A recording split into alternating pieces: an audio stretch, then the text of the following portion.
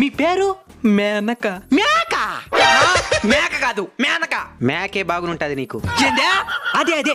వయస్సు 22. ఏందా? ముసిలెంటికి వచ్చి ముందరకి పడుతున్నా. ఏ నీకేం 22? అది పాల నరుపు. బాల నరుపా? చిన్న వయసులోనే ఎంటుకలు తెల్లబడడం అంటారు. అయితే వయసు 22 అంటావు. అవును. సరే నీ ఇష్టం.